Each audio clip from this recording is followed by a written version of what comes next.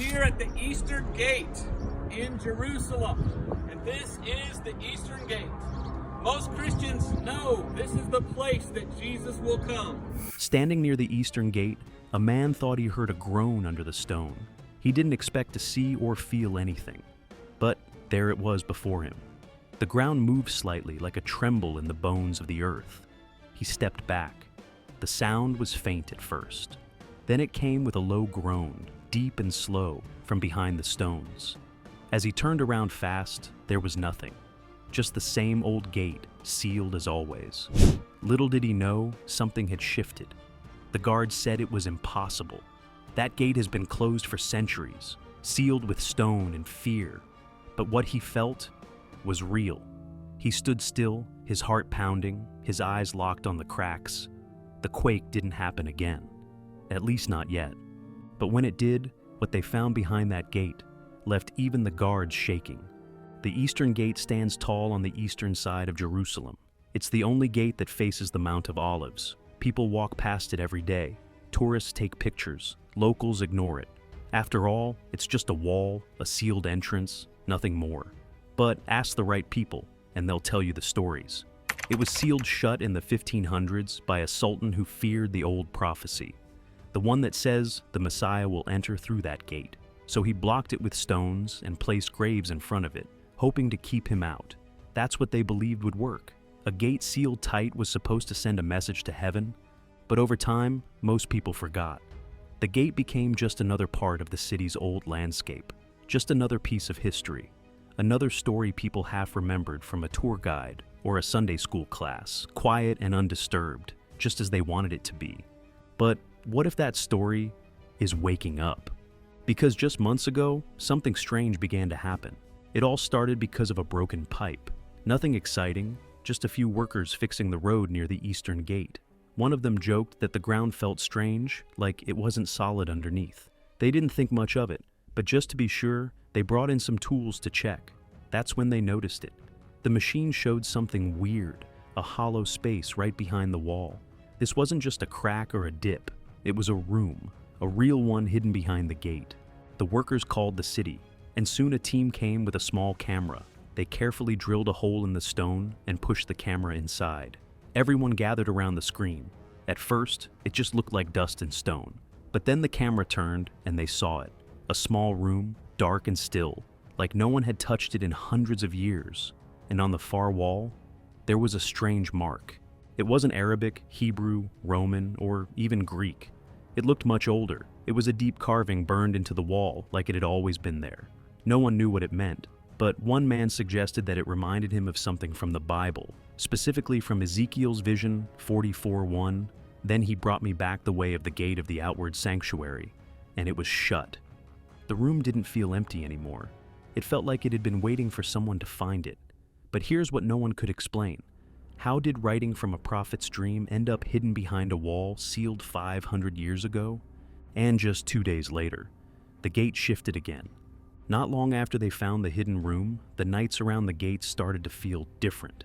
At first, it was just faint sounds, a few guards muttering under their breath. They'd occasionally glance at each other across the courtyard and ask, "Did you hear that?" Or, "Do you feel it too?" Most people brushed it off and chalked it up to nerves or maybe fatigue. But then one night, a young guard brought a recorder, just to prove there was nothing to fear. He set it near the sealed gate and let it run through the hours of darkness. The next morning, when he played it back, his face turned completely white. Everyone in the room went still. It wasn't the wind or traffic. It was slow and rhythmic, like a heartbeat buried deep in stone. It sounded like breathing, he whispered, like something ancient asleep and stirring. That was the moment even skeptics began to lean in, believing that something was happening. But what was it? A few days later, the cracks began to spider across the face of the gate. It wasn't wide or jagged. It was deliberate, almost too smooth to be from erosion. One curved like a ram's horn, the other curled into a near-perfect crown.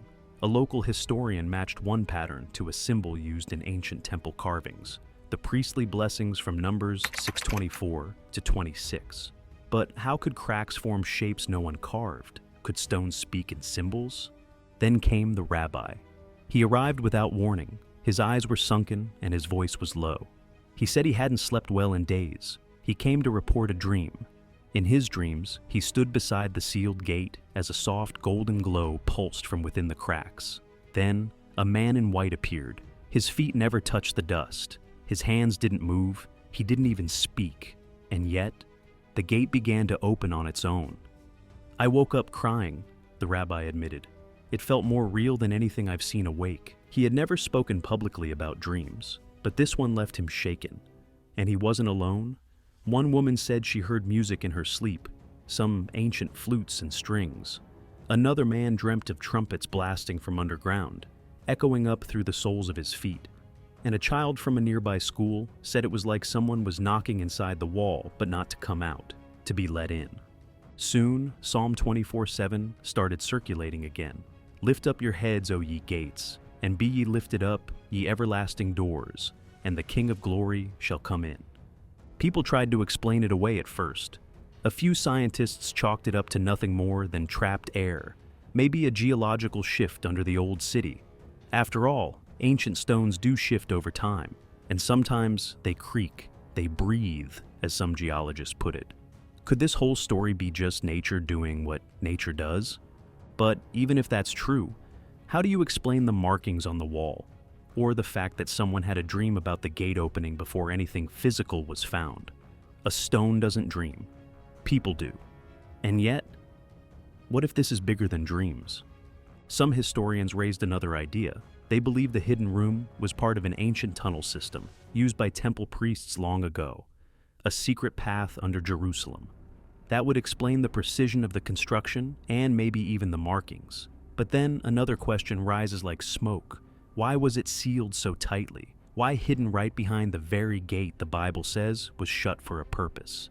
And if this tunnel really was used by priests, were they hiding something? Or someone? Could a sacred path still be active, silently waiting for feet that haven't touched the ground in 2,000 years? And then came the theory that gave even skeptics pause. But who is this king?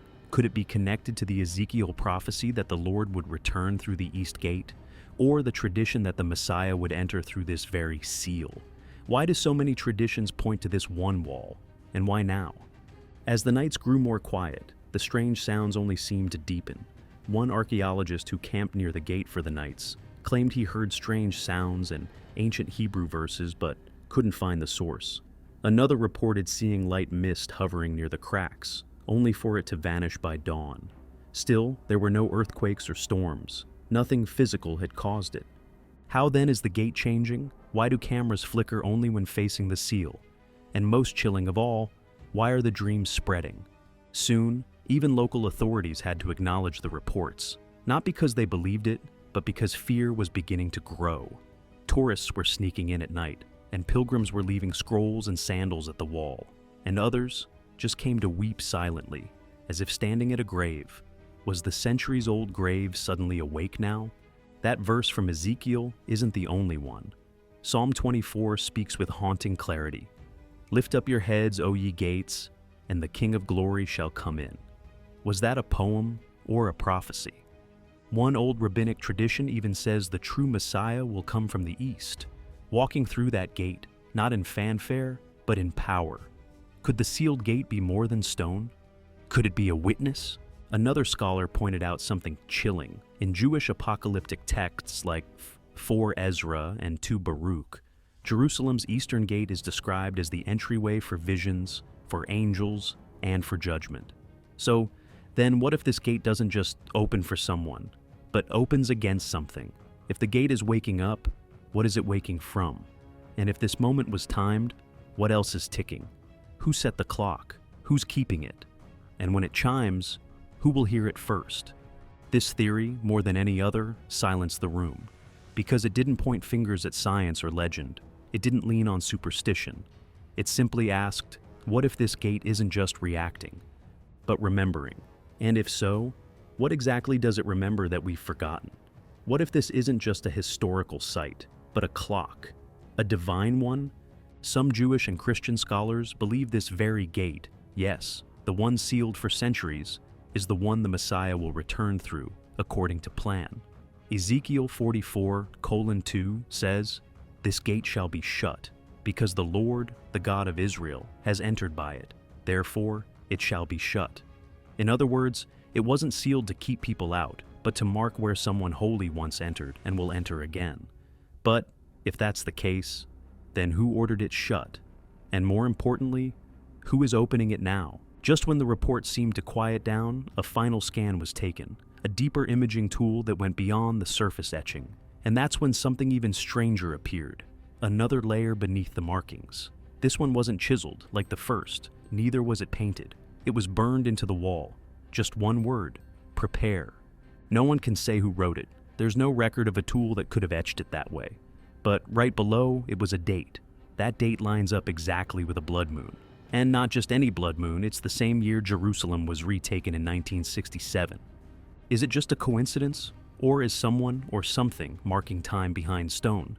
The gate may still be sealed, but the message is wide open. And people are asking, could the Messiah really return through that very gate? Some say it's foolhardy to think so. Others are rolling their eyes. But the signs are getting louder and louder. The whispers, the cracks in the wall, and the words scorched in stone all point to the fact that the gate is not what it used to be. And honestly, neither is the world.